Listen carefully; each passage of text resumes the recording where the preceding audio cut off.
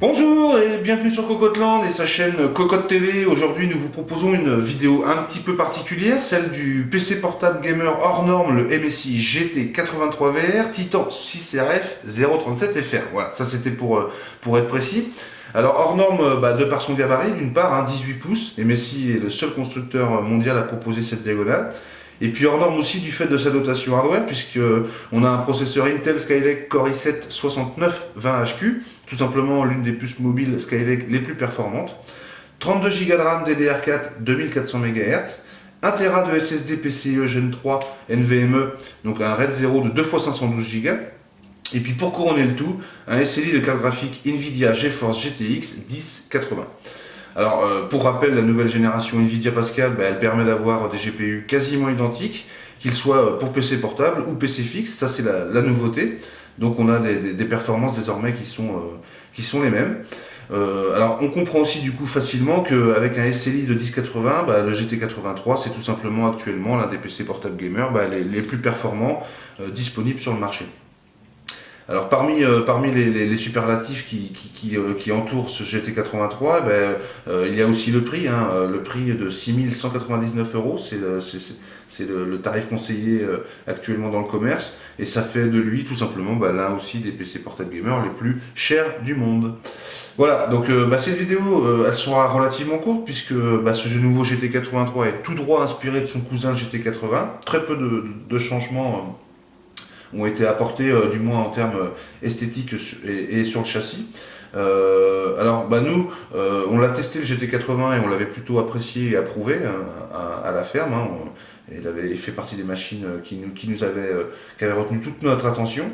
Et puis, alors du coup, on va passer directement justement à ce principal changement sur la tranche arrière, comme vous pouvez le voir.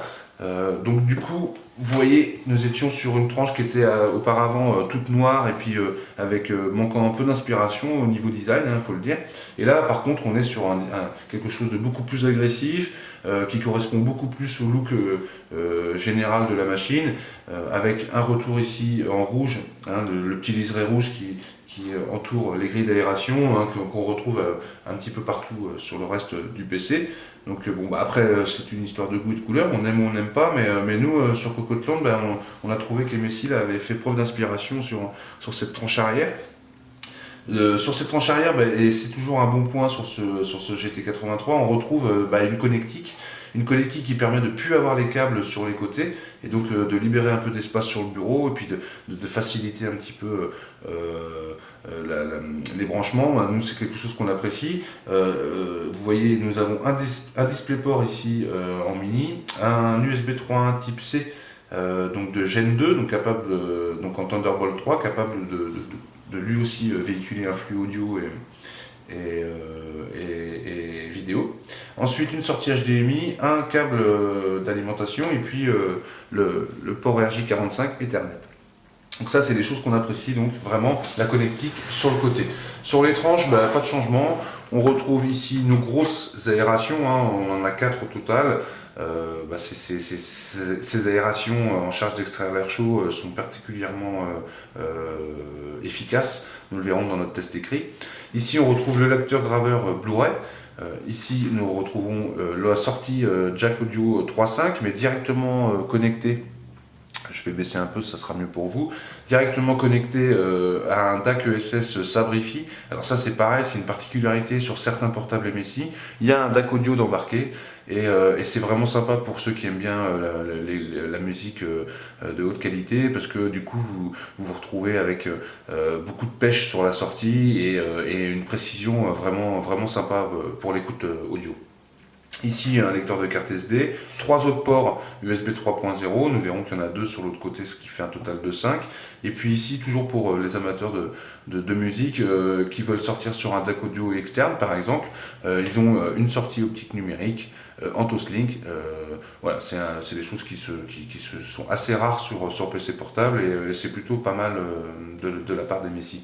On retrouve enfin deux jack audio 3.5 pour le casque et le micro quand vous jouez. Sur l'autre tranche, c'est rapide hein, puisque nous avons 2 ports USB 3 et puis toujours cette grille d'aération. Sur la tranche avant, eh bien, ça n'a pas bougé, hein, c'est toujours pareil.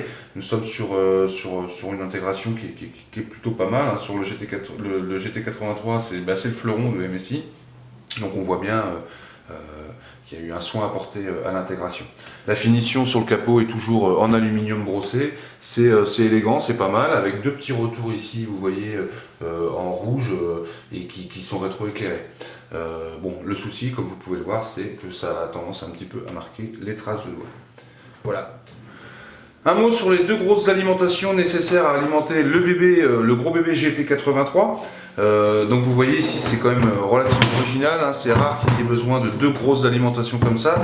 Nous les avons pesées et nous sommes à environ 1,850 kg avec les câbles, hein, donc il faudra en tenir compte pour le transport. Donc nous avons un poids complet du GT83 avec ces 2 batteries d'environ 8 kg. Ici vous avez un connecteur spécifique pour relier les 2 alimentations, et puis là encore un petit boîtier à rajouter, et enfin vous connectez à l'arrière du GT83 avec ce câble là, voilà.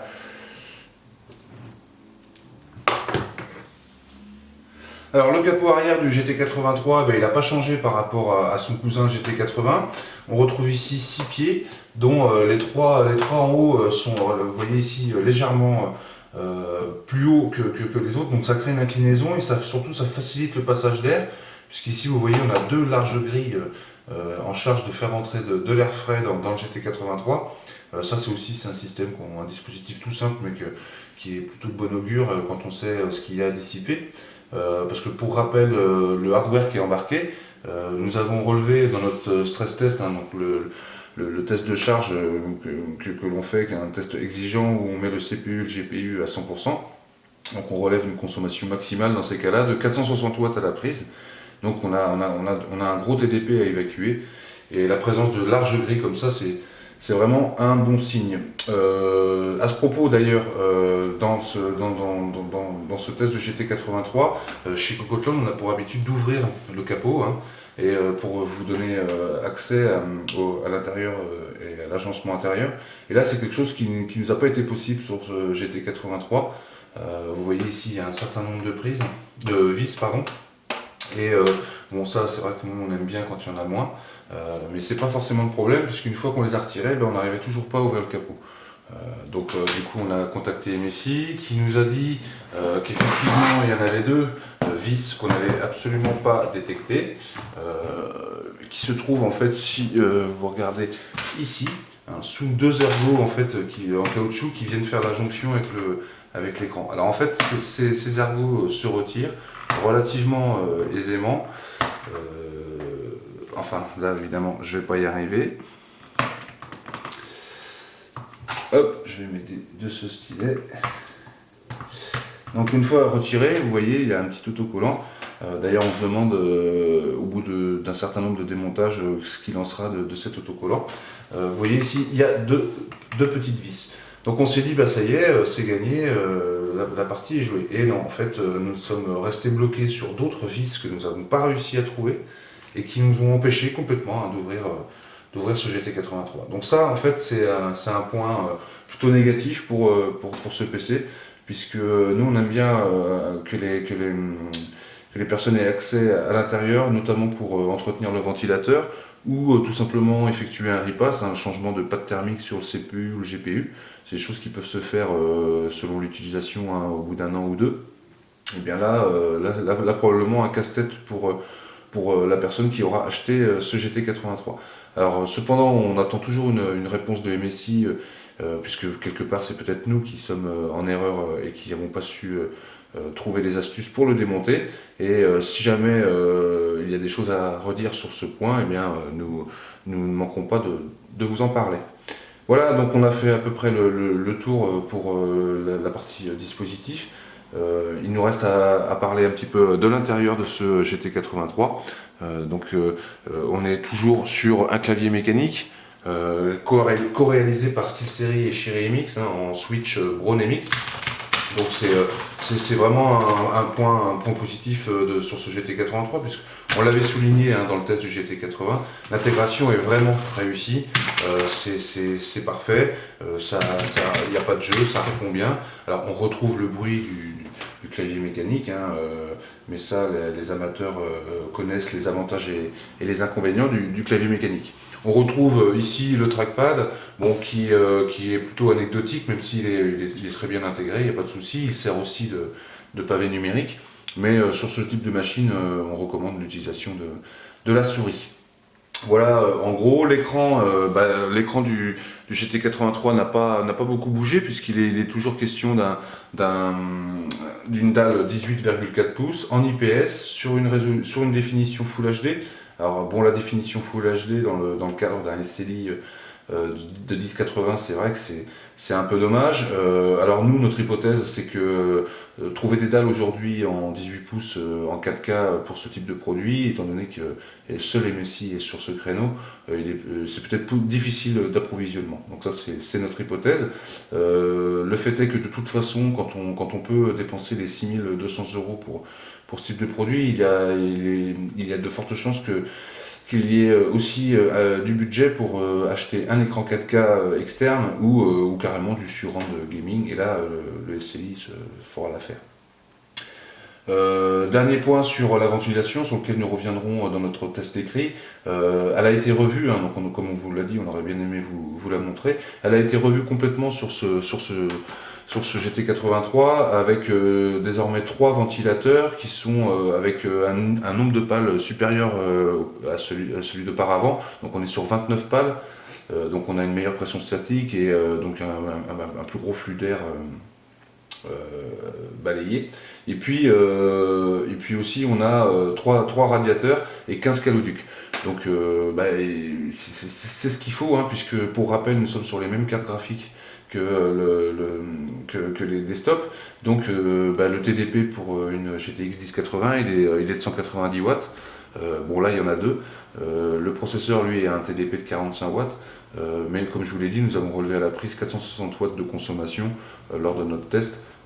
Donc voilà, ça c'est clair qu'il fallait à tout prix revoir le système de refroidissement pour le doper. Donc dans notre test écrit, on reviendra là-dessus, puis on vous donnera nos impressions par rapport à cela. Voilà ce qu'on pouvait dire sur le GT83 dans sa version ultime.